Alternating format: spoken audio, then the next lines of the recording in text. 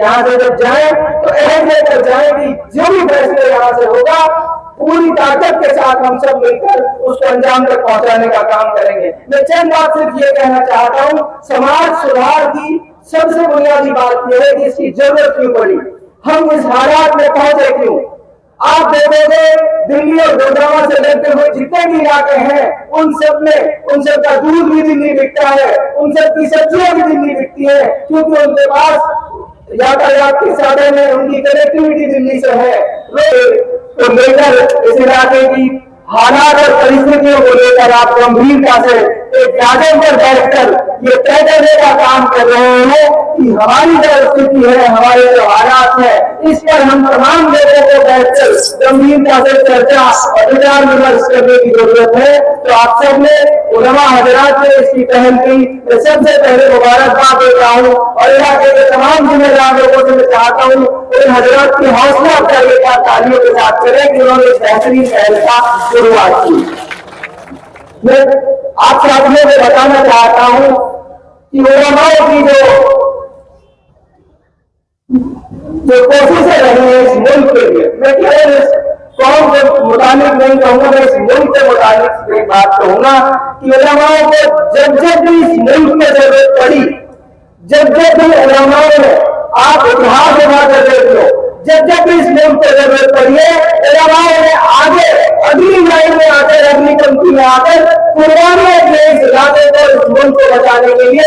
इससे मुबारकबाद पे मुस्तहिक है। और जब जब भी जरूरत पड़ी, चाहे मेवाड़ इलाके की जरूरत हो, चाहे मुल्क के ताल्लुक से कोई बात हो, जब जब भी उन्हें जरूरत महसूस हुई कि हमें इस तरह के फैसले लेने की जरूरत है, हमें एक दिशा समाज को दिखाने की जरूरत है, तो आपने पहल की और इस इलाके को, मुल्क को दिशा दिखाने का आपने काम किया। हमारा इतिहास इस बात की गवाही देता है कि जब मुल्क अंग्रेजों का गुलाम हुआ करता था तो इलाके के, इस मुल्क के उलमाओं ने लाखों की तादाद में कुर्बानियां देकर इस मुल्क को बचाने का काम किया।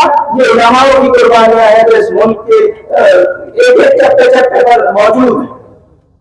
और आज फिर मेवाड़ इलाके को जब सबसे ज्यादा जरूरत है तो आज इन्हीं लोगों ने फिर पहल की। मैं इसलिए कहता हूँ कि इनका की जो कोशिशें हैं, इनका जो मान सम्मान मर्तबा है जो समाज में, इसलिए आपसे लोग, आपकी मकबूलियत है, इसलिए आपसे लोग मोहब्बत करते हैं कि आप वो लोग हैं जो सच्चे दिल से, सच्चे मन से जब जब जरूरत होती है तो पहली पंक्ति में खड़े हो जाते हैं आकर इस इलाके को बचाने की लड़ाई हम लड़ेंगे। और मैं आप सबसे वादा दे रहा हूँ आपको, ये सच्चाई की बात है कि सिर्फ और सिर्फ उलमा हजरात की सरपरस्ती में ये लड़ाई लड़ी जा सकती है, किसी राजनीतिक व्यक्ति की सरपरस्ती में यह संभव नहीं है। हम सब कोशिश करते हैं, राजनीति से जुड़े लोग हैं, तो राजनीतिक बात नहीं कर रहे, ये सच्चाई है, आपकी सरपरस्ती में ये काम संभव है। और हम सब मिलकर यहाँ से जब जाए तो अहद लेकर जाएंगी, जो भी फैसले यहाँ से होगा पूरी ताकत के साथ हम सब मिलकर उसको अंजाम तक पहुंचाने का काम करेंगे। मैं चंद बात सिर्फ ये कहना चाहता हूँ, समाज सुधार की सबसे बुनियादी बात यह है कि इसकी जरूरत क्यों पड़ी, हम इस हालात में पहुंचे क्यों।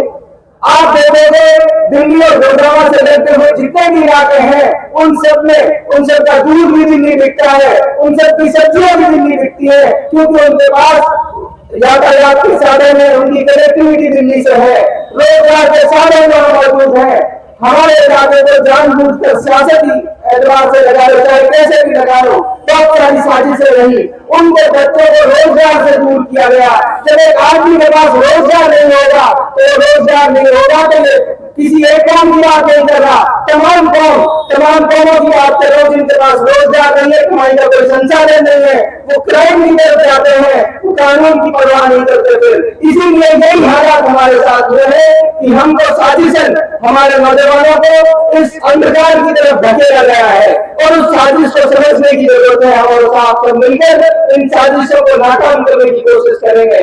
और साथ में एक बात और कह रहा हूं आपसे, इस मुल्क पर कुछ फितना परस्त ताकतों की फिर नजर है, वो फितना परस्त ताकतें इस मुल्क को कमजोर करने का काम कर रही है। और गांधी जी जब मेवाड़ आए थे तो उन्होंने ये कहा था कि मुसलमान मेवाड़ का रीढ़ की हड्डी है हिंदुस्तान की, वो देश जिसको पूरी दुनिया मानती है, पूरी दुनिया जिस व्यक्ति का सम्मान करती है, उस व्यक्ति ने मेवाड़ को अगर ये कहा कि वो रीढ़ की हड्डी है तो शायद आप इमाम आजम की कुर्बानियों की बुनियाद पर उसने कहा कि जब भी देश को जरूरत पड़ेगी तो ये वो लोग हैं जो देश को बचाने का काम करेंगे।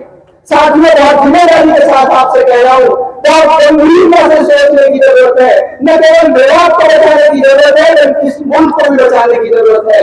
मेवात को इलाका है तो पूरी दुनिया में इसलिए जाना जाता है कि यहाँ सभी धर्म मजहब के लोग मोहब्बत से रहते आए हैं और मोहब्बत से रहते रहेंगे। मैं चंद बात अपनी खत्म कर रहा हूँ। जैसा मंत्री जी ने कहा और तमाम पहले के स्पीकर्स ने कहा कि शिक्षा के माध्यम से तब्दीली आ सकती है समाज में। मैं आपसे हाथ जोड़कर कह रहा हूँ कि तमाम और चीजें साथ साथ चलेंगी। आप अपने बच्चों को पढ़ाने का काम करिए। आप अपने बच्चों के साथ साथ अपने पड़ोसी के, अपने गांव के, उन तमाम बातों पर चर्चाएं शुरू करिए।